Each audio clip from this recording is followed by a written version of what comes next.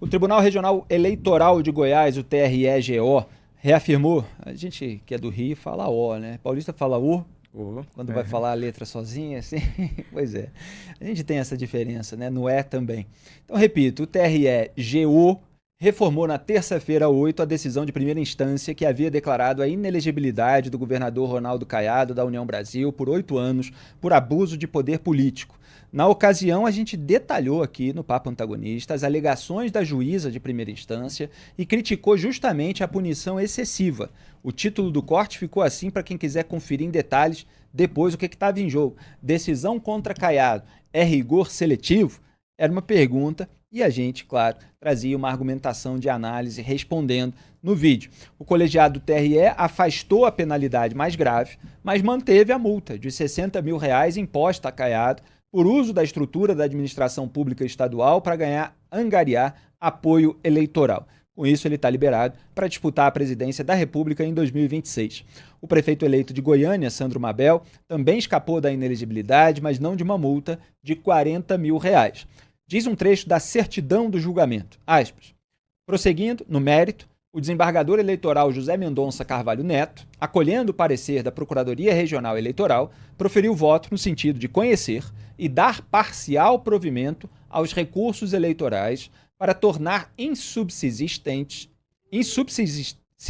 pois é, essa palavra é complicada, as penalidades de cassação de registro de candidatura e de declaração de inelegibilidade impostas aos recorrentes, mantendo suas condenações em multa pela prática de condutas vedadas previstas no artigo 73, incisos 1 e 2 da Lei nº 9.504 de 97. Os demais desembargadores eleitorais acompanharam o voto do relator. Aliás, volta um pouquinho aí, produção, nos prints, só para eu explicar esse juridiquês. Bota ali no primeiro, vocês estão vendo, dar parcial provimento aos recursos eleitorais. O que isso significa? Teve a decisão da juíza de primeira instância contra o Caiado e o Mabel. Aí as defesas do Caiado e do Mabel entraram com recurso no colegiado do próprio TRE. Aliás, quando a gente analisou aqui da outra vez, a gente achava que o recurso iria direto para o TSE, mas tem aí essa etapa, né, do colegiado no TRE. Então as defesas entraram com um recurso. O recurso era para aliviar de todas as penalidades, claro, a defesa estava pedindo que não houvesse punição alguma, e o colegiado decidiu dar parcial provimento. Ou seja, ele atendeu a demanda que era para afastar a inelegibilidade, para afastar as penalidades mais graves, a cassação do registro, mas não atendeu a demanda para afastar a multa. Então, como eu disse, as multas foram mantidas. Vamos para a próxima parte? Não, pode seguir para o segundo parágrafo mesmo, que isso ali tudo eu já li. Eu dei start, o presidente desembargador eleitoral Luiz Cláudio Veiga Braga proclamou o resultado do julgamento nos seguintes termos. Acordam os membros do TRE de Goiás por unanimidade. Pode colocar a próxima etapa. Acolhendo o parecer do Procurador Regional Eleitoral em conhecer e dar parcial provimento aos recursos eleitorais nos termos do voto do relator. Fecho aspas. Em nota, o Ronaldo Caiado afirmou que sua trajetória política é de absoluto respeito às leis do nosso país. Na última sexta-feira, 4, o governador lançou sua pré-candidatura ao Palácio do Planalto durante evento realizado em Salvador. Então, repito, a gente fez uma análise minuciosa, vocês não vão encontrar nada mais completo. Tem um corte de 48 minutos, são 22 para explicar a decisão da juíza de primeira instância. Eu estava relembrando hoje de manhã. Depois a gente começa a fazer a nossa análise, separando o que é uma questão ali de punição, separando o que é uma questão de uso da máquina pública, uma questão moral, uma questão política, está tudo ali devidamente esquadrinhado. O Ronaldo Caiado não deveria ter feito aquilo que fez. No entanto, a juíza de primeira instância, ela forçava a mão, por meio de algumas manobras ali retóricas, para tentar fazer parecer que o Caiado estava usando a máquina pública para pedir diretamente voto para os eleitores, como se fosse, né, o uso da máquina pública para pedir diretamente voto para os eleitores de uma maneira ostensiva, em algo transmitido e tal, e o contexto não era exatamente esse, né? A gente mostrou lá que ele estava recomendando para os vereadores que manifestar-se na sua base, que seria importante as pessoas saberem do apoio do Caiado para o Mabel, e foi numa reunião fechada, ela não foi transmitida ao vivo. Então você havia uma série de questões que eram indiretas. E ela pegou aquilo tudo e deu a punição mais grave. Sendo que o Lula, por exemplo, pediu voto lá para o Guilherme Boulos, até impôs, assim, quase que como uma ordem num evento com patrocínio de empresas públicas, e só tinha recebido multa. Então a gente mostrou que a inelegibilidade era excessiva, mas que a multa cabia. E eu considero uma decisão acertada do colegiado do TRE. Duda Teixeira. Acho que toda vez que tem esse tipo de atitude de algum candidato, né, de usar a máquina pública, tem que ser penalizado mesmo. Agora é preciso avaliar qual que é a punição adequada, né? Existem aquelas medidas que são muito graves, a inelegibilidade talvez seja a mais grave de todas, porque você tira o mandato do sujeito, não permite que ele busque mais um mandato. Existem medidas mais leves, como aplicar uma multa. E aí, para saber o que você vai aplicar, bom, primeiro, de início de conversa, a inelegibilidade você sempre tenta evitar, né? Porque você respeita o processo eleitoral que já aconteceu, né? Os votos que a pessoa recebeu, né? Não dá para ficar o tempo inteiro tirando pessoas eleitas dos seus cargos ou impedindo que eles possam concorrer numa eleição, né? Senão a democracia para de funcionar aqui no Brasil. Então tem que respeitar mandato popular. O caso do Caiado é aquele caso que ele se reúne ali com pessoas que tinham sido eleitas vereadores, que eram até do partido dele, e ele fala ali assim: gente, vamos lá, precisamos que vocês ajudem aqui para eleger o Sandro Mabel, só que faz isso num espaço público, né, que é ali a sede do Poder Executivo. Então, de fato, fez alguma coisa errada, né? Agora, assim, qual que foi a importância disso, né? É uma coisa que, de repente,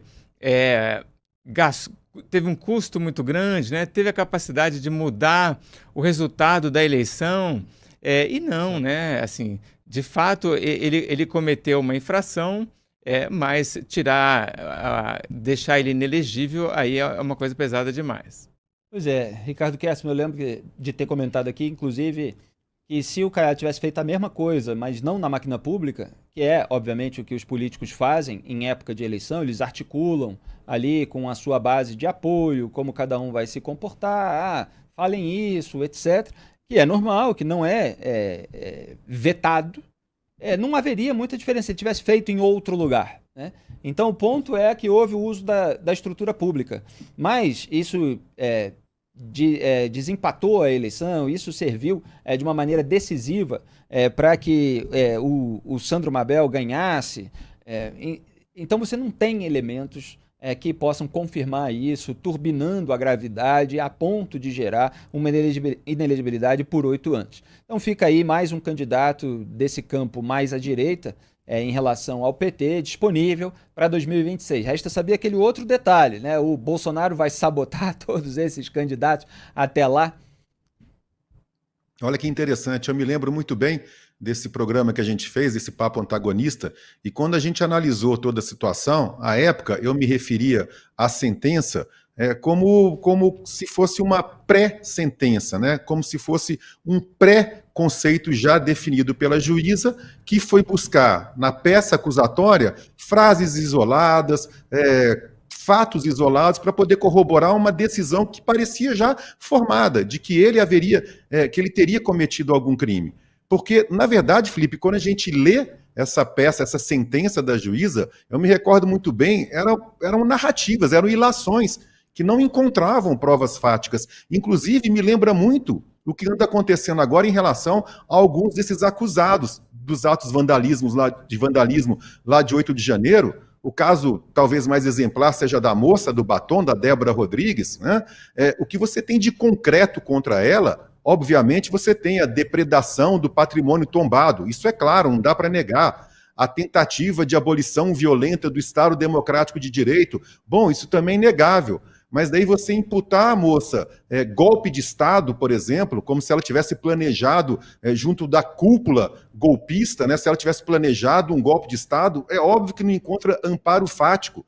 A inclusão dela na formação de quadrilha organizada armada. E o Flávio Dino, o ministro Flávio Dino, ele deu uma declaração, não necessariamente em direção ao caso dela, mas ele deu uma declaração no sentido de que naquela manifestação havia militares via de regra andam armados, então logo, como a gente fala, né, falava na escola, em aulas de matemática, de onde se conclui que todo mundo que estava na Praça dos Três Poderes fazem parte de uma quadrilha armada, e isso não encontra o menor cabimento, né? Então, essas narrativas, assim, voltando ao caso do Caiado, me parecia muito que a juíza ela criou uma história e o condenou. Já quanto ao uso do equipamento, Felipe, do Palácio, eu também me recordo de ter comentado o seguinte: não há uma delimitação clara na lei para o uso dos palácios, porque o governador mora no palácio, trabalha no palácio. Ora, na hora de ter reuniões políticas, ele teria que fazer o quê? Ir para um boteco, ir para um restaurante, ir para a praça pública? Então, esse limite também não está muito claro na lei eleitoral. Por isso que eu fico feliz em ver que essa sentença foi reformada, porque se tratava claramente de uma tremenda injustiça.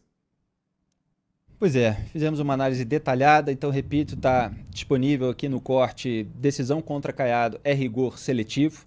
E ele tinha feito aquele discurso, considerei, inclusive, uma burrice, falei isso naquele dia.